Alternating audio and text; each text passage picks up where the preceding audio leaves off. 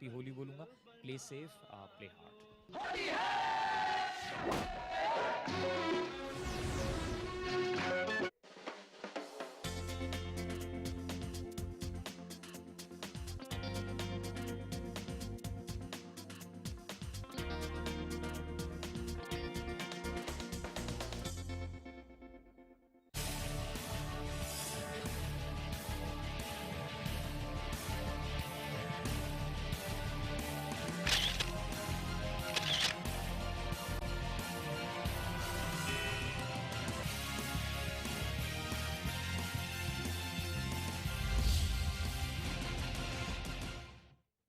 नमस्कार, मैं हूं अमनिंद्र आशुतोष। लेमन प्राइम टाइम में आपका बहुत बहुत स्वागत है। आज का विषय बड़ा ही जटिल है, कठिन है और गंभीर है। निश्चित रूप से एक सवाल उठता है कि क्या इस देश में निर्भया को अब तक इंसाफ नहीं मिल पाया है।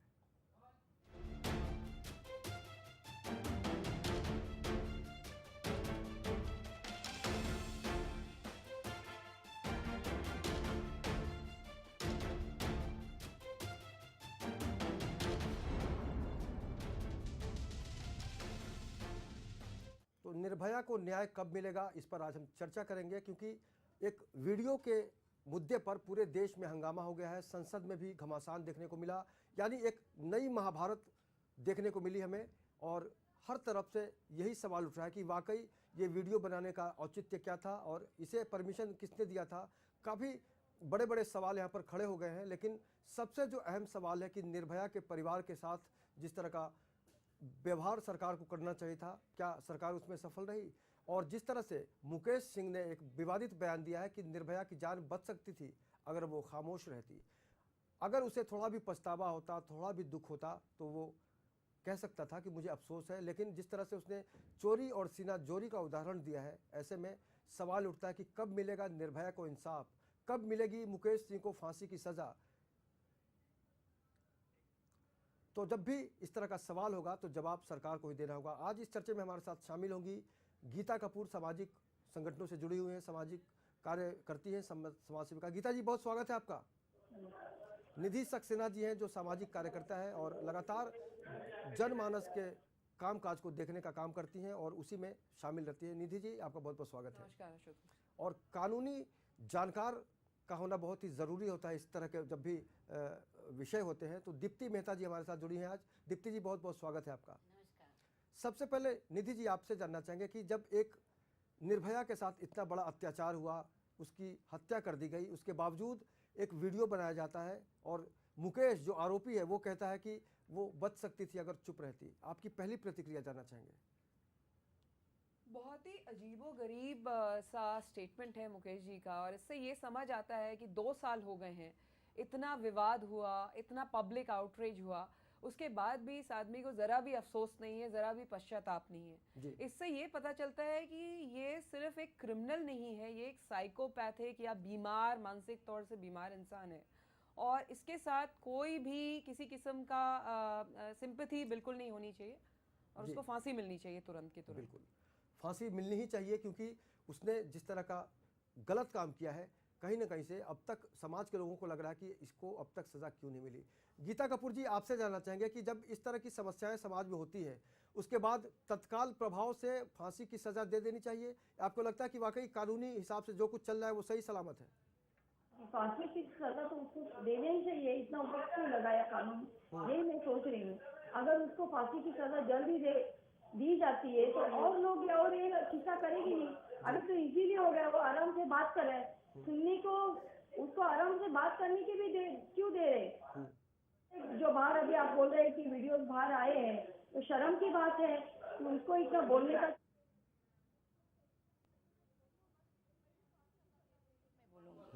यानी अफसोस नाम की कोई चीज़ उसके पास नहीं है? नहीं है, ठीक है, अफसोस नहीं है उसको। हाँ ठीक है, कानून का हम सम्मान करते हुए कहेंगे कि कानून अपना काम करे। दीप्ति मेहता जी, आपसे जानना चाहेंगे कि कानून क्या कहता है? कानून ये कहता है उसे कड़ी से कड़ी सजा मिलनी चाहिए। एक्चुअली हुआ ये है कि ये जो वीडियो है बहुत ही हाईली इमोरल और हाईली इलीगल तरीके से जो रेपिस्ट है उसको मीडिया पे प्लेटफॉर्म दिया गया है। यानी कि ये सिर्फ ये नहीं कहता है कि विक्टिम ने सामना किया, नहीं किया होता तो बच जाती थी, यानी ये उसका हल्का मेंटल सिकनेस तो बताता ही है। वो आगे जाके ये कहता है कि अगर मुझे फांसी दी गई तो अब आइंदा जो भी क्रिमिनल्स हो गए, जो क्रॉनिक क्रिमिनल्स हो गए, वो लड़कियों को रेप करके छोड़ेंगे नहीं, उन्हें मार देंगे। पहले से होता था कि वो छोड़ देते थे कि वो किसी को कहेगी नहीं, अब वो छोड़ेंगे नहीं, मार देंगे। यानी वो indirectly violence of fear spread कर रहा है सोसाइटी में ये वीडियो के जरिए। और वो वुमन सोसाइटी के all woman, any as woman के रिस्पेक्ट, डिग्निटी, सिक्योरिटी और सेफ्टी के खिलाफ है। और वी शुड कंडेम, ये स्ट्रांगली कंडेम होना चाहिए इस तरह का वीडियो रिकॉर्डिंग। वो इलीगल तो है, और मीडिया में इस तरह का प्लेटफॉर्म देना वो आईबी को ब्रॉडकास्टिंग कोड के भी खिलाफ है। इसीलिए तो तो सरकार का इससे विरोध कड़ी हो रहा से है, कड़ी जमकर, इनको बीबीसी को भी कड़ी से कड़ी कार्रवाई करनी चाहिए। और ये सोशल मीडिया में भी वायरल हो सकता है, तो उसके लिए भी कुछ स्टेप्स उठाने चाहिए थे सरकार ने। बिल्कुल, सरकार ने गंभीरता से कहा है कि इसे हम हिंदुस्तान में रिलीज नहीं होने देंगे। हालांकि बीबीसी ने कर दिया इसका, जो कहीं ना कहीं से हम उसका विरोध ही करेंगे। लेकिन इस पूरी समस्या को लेकर, इस पूरे घटनाक्रम को लेकर जो वाद विवाद हुए हैं, एक बार हम उस पर नजर डालते हैं कि किसने क्या कहा इस मुद्दे को लेकर। आइए सुनते हैं उन नेताओं के बयान को। जानी चाहिए, लेकिन बीबीसी ने लंदन से उसे क्या कर रहे हो चले। लेकिन हमें आगे की जो कार्रवाई करनी चाहिए वो हम लोग, हमारा गृह मंत्रालय करेगा। उस समय मैं कोई इस समय अपना कोई कमेंट नहीं करना चाहता। बस इतना ही कहूंगा कि जो भी आवश्यक होगा, यदि शर्तों का उल्लंघन हुआ है, तो शर्तों का उल्लंघन हुआ है तो निश्चित रूप से कार्रवाई होगी। इसमें कार्रवाई हम करेंगे, जो भी रिक्वायर्ड है अंडर द लॉ, जो हमारे कानूनी अख्तियारों में है वो उसको किया जाएगा। नहीं, अगर आवश्यक होगा, मैंने कहा था, अगर आवश्यक होगा उनसे बातचीत की जाएगी। जैसा आपने बिल्कुल ठीक फरमाया है कि वो कल चली गई थी, तो अगर हमें लगेगा कि हमें उनसे भी बात करनी है तो हम उनको बात करने के लिए जिस प्रकार से भी हमारे को जो कुछ कानूनी प्रक्रिया होती है, जिसके तहत we can always call people even who are abroad, तो अगर आवश्यक होगा तो हम उसको करेंगे। तो obviously she was not named in the FIR, but anybody who has been party to any, you see, as long as the film is not screened, it falls within the domain of preparation. मुजरिम को पूरा मौका दिया जाता है कि तुम अपना पॉइंट ऑफ व्यू बोल सकते हो और तुम अपने बचाव में जितना बात करना चाहो कर सकते हो। ये नहीं है कि पहले दिन, दुनिया में कुछ मुल्क हैं जहाँ आदमी को पकड़ते हैं पहले दिन गर्दन काट देते हैं उसकी, वो भी सड़क के ऊपर चौराहे पे। तो क्या हमें ऐसा मुल्क बनाना है?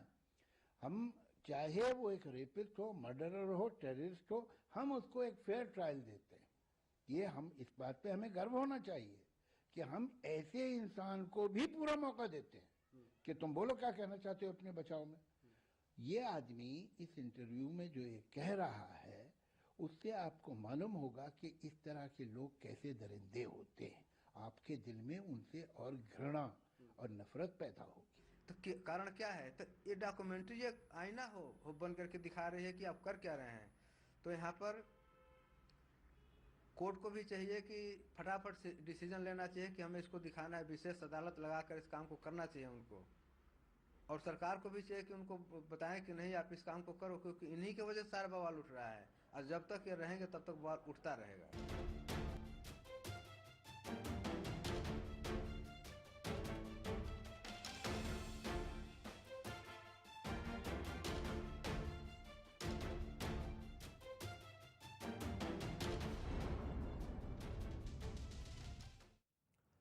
हम बात कर रहे हैं कि निर्भया को न्याय कब मिलेगा, क्योंकि बहुत वक्त गुजर गया है, उसके माता पिता आहत हैं, पूरा देश आहत है और पूरे देश को इंतजार है कि मुकेश या बाकी जो आरोपी हैं उनको सज़ा कब मिलेगी।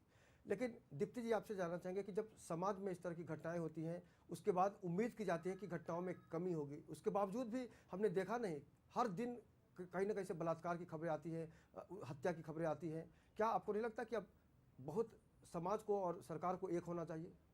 हाँ, बिल्कुल, समाज को और सरकार को एक होने की बहुत ही ज़रूरत है, क्योंकि ये एक बहुत ही घिनौनी और हल्की मानसिकता है, क्रिमिनल मानसिकता है, जिसके लिए बेसिकली हम जो ये क्राइम तक कहाँ कभी पहुँचते हैं। मैं तो यही बोलना चाहूँगी कि महिला के प्रति अभद्र भाषा का प्रयोग वो भी क्रिमिनल कोड में आना चाहिए। यानी किसी भी पब्लिक लाइफ में, प्राइवेट लाइफ में अभद्र भाषा से ही सारा शुरुआत होती है। यानी कोई भी डिसरिस्पेक्टफुल, उनके डिग्निटी और डिसरिस्पेक्ट, सेफ्टी और सिक्योरिटी के खिलाफ कोई भी डायलॉग हो या एक्ट हो या इवन गेस्चर हो, उसको आप पनिशेबल करो तो क्राइम तक पहुंचेगी ही नहीं बात, क्राइम ऑटोमेटिक कम होगी।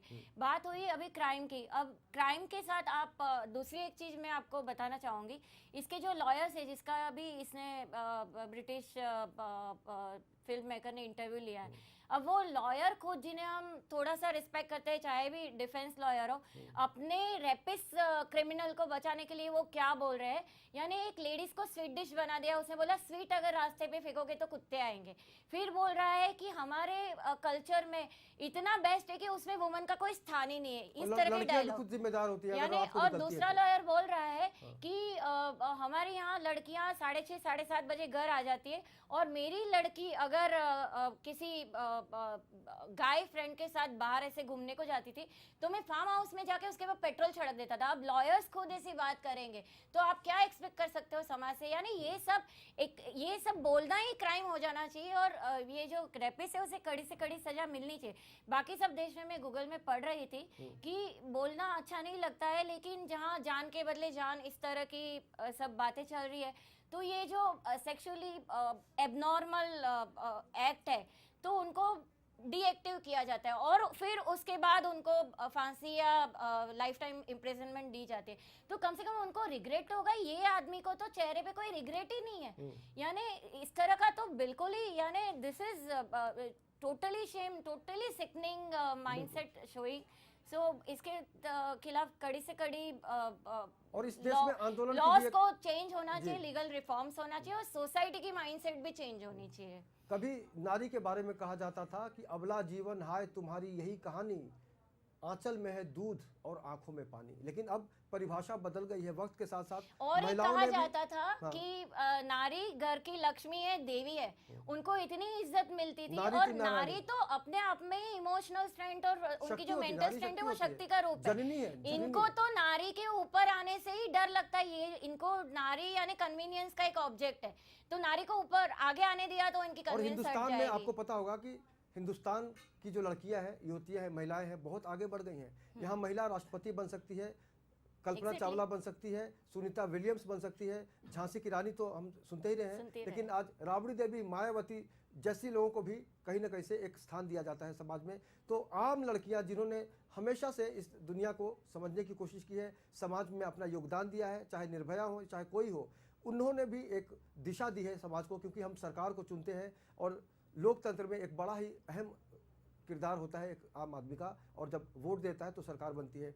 लेकिन निर्भया के माता पिता बहुत आहत हैं। निधि जी, आपसे जानना चाहेंगे कि क्या सरकार को नहीं चाहिए कि उनकी जो मनोदशा है उसको समझने की कोशिश की जाए और उनको इतनी आर्थिक मदद दी जाए ताकि उनका जो गम है वो कम तो कभी नहीं होगा, लेकिन उनको लड़ने का जो एक अधिकार है वो और ज़्यादा अच्छी तरह से लड़ पाएंगे। आशुतोष जी, देखिए इसमें आर्थिक सपोर्ट्स का कोई माने ही नहीं है। उनके फादर और मदर का मैंने इंटरव्यू देखा है, और उनका कंसर्न ये है कि 2 साल के बाद भी फांसी क्यों नहीं हुई, और किस तरह से वो आदमी खुला घूम रहा है और कितने आराम से बिना किसी डर के वो इस तरह के स्टेटमेंट्स कर रहा है। तो मेरे हिसाब से तो पहले आप जस्टिस को फास्ट ट्रैक कीजिए, जल्दी फैसला लीजिए इसमें। और दूसरी बात जो दीप्ति जी ने बोली है कि देखिए हमको एक एग्जाम्पल बनाना है। तो निर्भय केस जो कि बहुत ही एक्सेप्शनली ब्रूटल केस था, तो उसमें अगर 2 साल लग रहे हैं तो ऑर्डिनरी रेप जो रोज होते रहते हैं, हर तीसरे दिन पे ही रेप होता है इंडिया में, उनके मतलब जो झेल रहे हैं उस रेप को, उनके साथ कैसे जस्टिस होगी। तो मेरे हिसाब से आर्थिक सपोर्ट दूसरी चीज है, मानसिक सपोर्ट चाहिए ताकि सजा मिल जाए और उनको एक सुकून मिले। और इसमें देखिए मेरा एक और विचार है इसमें कि जिसने डॉक्यूमेंट्री बनाई वो खुद एक महिला है। हालांकि सब उनके अगेंस्ट हैं इस समय, लेकिन मुझे ऐसा लगता है, मैंने उनका भी इंटरव्यू देखा है, मुझे ऐसा नहीं लगता है कि उन्होंने सनसनी पैदा करने के लिए सिर्फ ये इंटरव्यू बनाया था। मेरे हिसाब से वो एक सिचुएशन को दिखाना चाहती थी और एक रेपिस्ट की मनोदशा को दिखाना चाहती थी। हालांकि बहुत ही नाजुक मामला है तो शायद कुछ एडिटिंग में मिस्टेक्स हुई हैं, बट मुझे अभी भी लगता है कि डॉक्यूमेंट्री बनाना गलत नहीं, हर चीज़ को बैन करना और दबाने से कोई प्रॉब्लम सॉल्व नहीं होगी। मुझे लगता है लोग खुद इतने काबिल हैं कि अपना जजमेंट खुद से लेंगे, जैसे ही जावेद अख्तर साहब ने कहा, और इसको दबाने से कोई फायदा नहीं है। दबाने से और जब ये चीज़ है समाज में तो इसको डॉक्यूमेंट्री में दिखाना क्या गलत है। गीता जी, आपसे जानना चाहेंगे कि जब निर्भया की बात होती है तो पूरा देश इकट्ठा हो जाता है कुछ वक्त के लिए, लेकिन उसके बावजूद घटनाएं रुकती नहीं है बलात्कार की। आप क्या कहेंगे कि वाकई हमारा समाज जो है संवेदनहीन हो गया है? हाँ, देखो, समाज अगर एक बार आवाज उठाती है, थोड़े दिन आवाज उठाते हैं, बाद में वो भूल जाती है। लेकिन उनको भी ये सोचना चाहिए कि अपने भी घर में अपनी बेटियां हैं, बहू है, सब है, अगर उनके ऊपर बीतेगी तो क्या होएगा। तो ये आवाज जब तक जिस व्यक्ति ने ये काम किया है और जिसको सजा मिलनी है उसको सजा नहीं मिलती है, तब तक आवाज उठना चाहिए। हमारी जनता जागरूक होना चाहिए, क्यों सजा नहीं मिल रही है, ये हमेशा उसको दोहराना चाहिए। ये लोग थोड़ा दिन आवाज उठाए, बाद में बंद कर दिए, इसको क्लोज कर दिए, और बाद में अभी ये मीडिया में जो बात इसमें आई है तो ये गलत है। तो लोग थोड़ा दिन के लिए आवाज उठाते, बाद में चुप हो जाते। मीडिया आवाज उठाती है, लेकिन मीडिया को भी अगर लोगों के सपोर्ट मिलेंगे, हमारे जैसे औरतों का अगर सपोर्ट मिलेगा तो जरूर आवाज उठाएंगे, लेकिन आवाज कोई उठाता नहीं है। क्या देश में एक आंदोलन की जरूरत है अभी? हाँ, जरूर आंदोलन की जरूरत है। अगर देश भर में अगर आंदोलन हो जाएगा तो इसके ऊपर जरूर असर पड़ जाएगा। चलिए हम लोग मिलकर करते हैं आंदोलन। हाँ, जरूर जरूर जरूर जरूर। Thank you. लेकिन दीप्ति जी, अगर हम आज की तारीख में बात करें कि लंबा समय खिंचता जा रहा है, दर्द भी बढ़ता जाता है, जब इंतजार की घड़ियां खत्म नहीं होती है तो दुख का सैलाब उमड़ता चला जाता है। क्या होना चाहिए जिससे सुकून मिले निर्भया के परिवार को और बाकी लोग जो पीड़ित हैं इस देश में? नहीं, सही बात है। ये तो फास्ट ट्रैक कोर्ट में उसको फांसी का डिसीजन जल्दी से जल्दी होना ही चाहिए। और ये जो डॉक्यूमेंट्री का बात कर रहे हो, वो उसने सोशल कॉज के लिए ऐसे एक्सक्यूज के बनाने के लिए परमिशन ली थी। लेकिन और आपको एक जानकारी ले उसके बाद एक जानकारी ले लो आप। हाँ, एक जानकारी हाँ। कि जब ये लेटर गया था, परमिशन मिल गई थी, तब यूपीए की सरकार ने लेटर दिया था। सुशील कुमार शिंदे उस समय होम मिनिस्टर थे।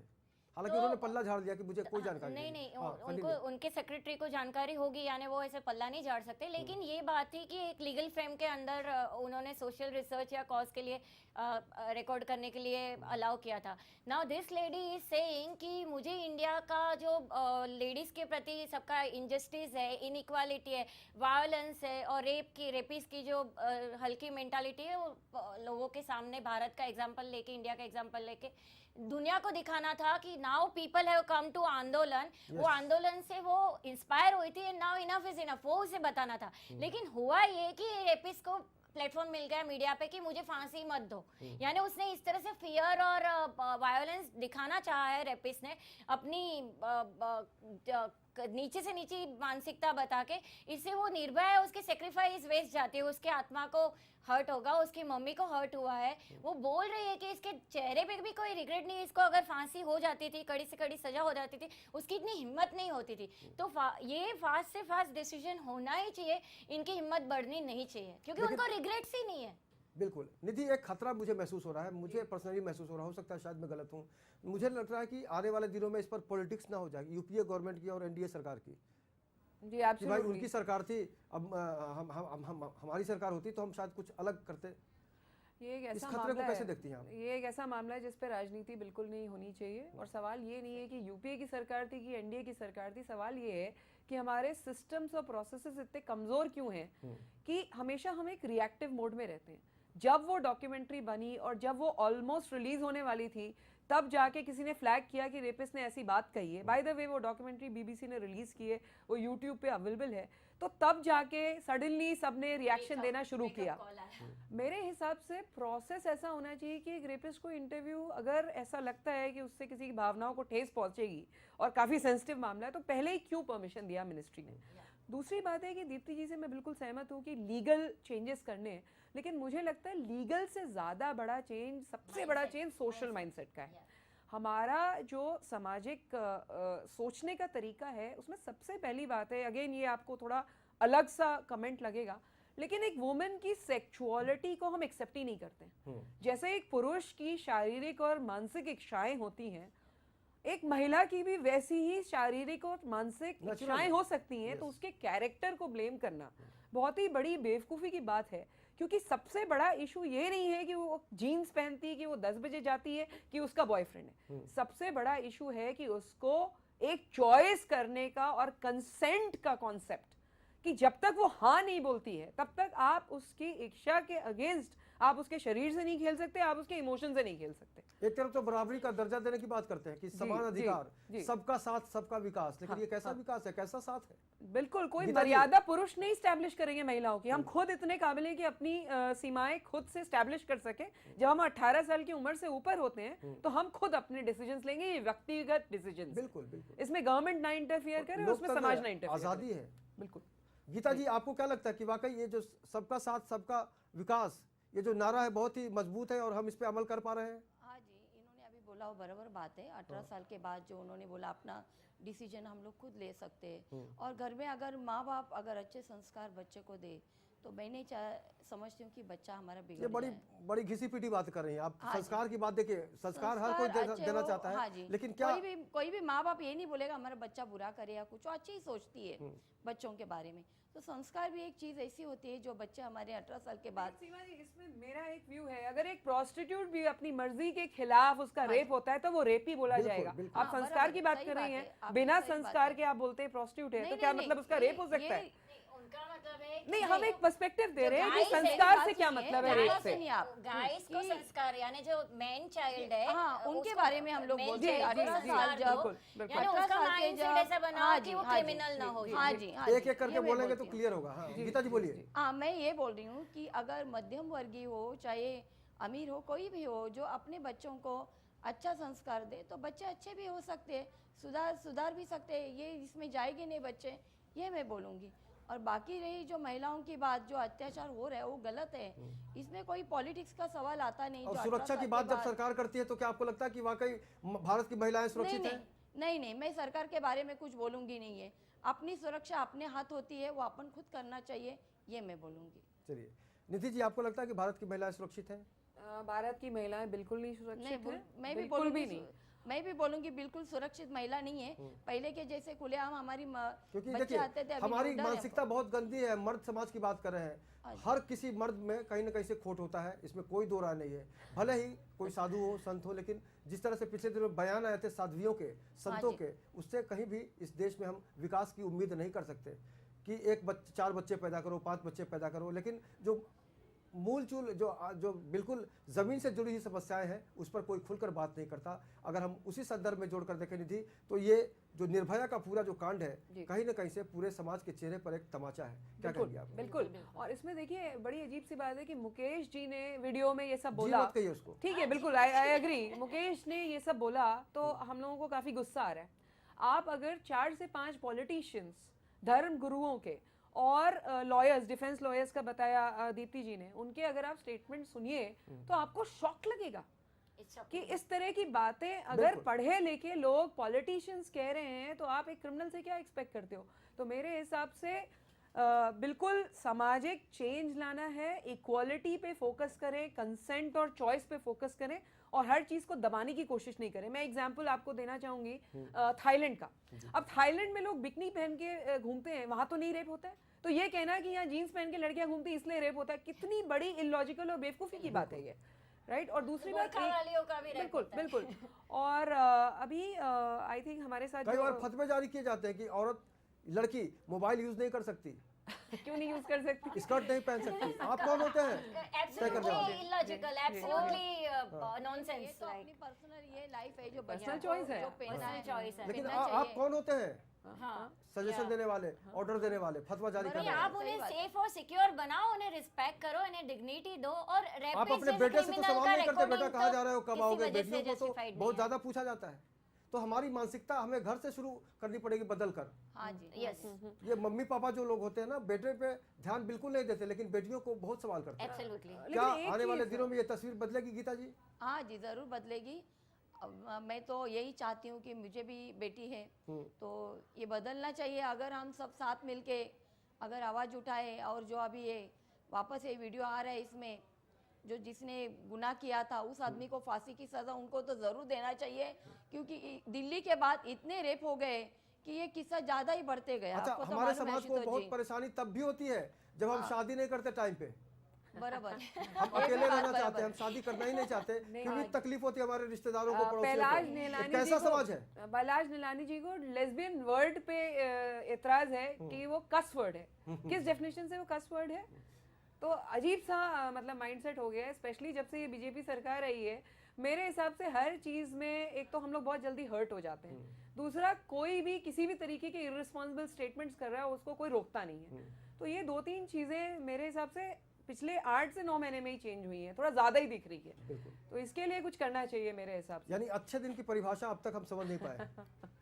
दीप्ति जी क्या कहेंगे, अच्छे दिन आ गए क्या? नहीं, अच्छे दिन तो सिर्फ पॉलिटिशियंस के आए हैं, बाकी निर्भया के- आम जनता निर्भया के से नहीं जोड़ के है। देखें तो बहुत बुरे दिन नहीं है। औरतों की सेफ्टी और सिक्योरिटी, डिग्निटी, रिस्पेक्ट के लिए कोई स्टेप्स अभी तक उठाए नहीं गए, and it's a very sorry figure for India that ये बात में इंडिया इतना 79,000 crore 10,000 crore for women development safety, ये इतने सारा एलोकेशन होके भी 2,000 करोड़ फॉर निर्भया फंड, ये सब जाते सब कहाँ है? बोलने वाली बिल्कुल, बात है। यानी कहाँ भी ये दिखता नहीं कि सिक्योरिटी आई। सिर्फ सीसीटीवी कैमरा हमने सुना बसों में या इससे, लेकिन इससे सेफ्टी कहाँ आई? सरकार के वुमेन पास की? बजट वो भी होता कहाँ भी है। नहीं। अभी उबर केस का जो हुआ तो लेकिन इतना असर पुलिस कहाँ है? पेट्रोलिंग नहीं था कि उबर जैसी कंपनी के टैक्सी में रेप हो गया। यानी दिस इज हाईली शेमफुल विदेशी थिंग फॉर महिलाएं इंडिया। कतराती है इंडिया आने में, बहुत संख्या कम हो गई। पहले जिस तरह से आती थी, एक आज़ादी मिलती थी, एंजॉय करती थी, वो उनको अब खौफ सताता है कि हमारे साथ कोई हादसा ना हो जाए।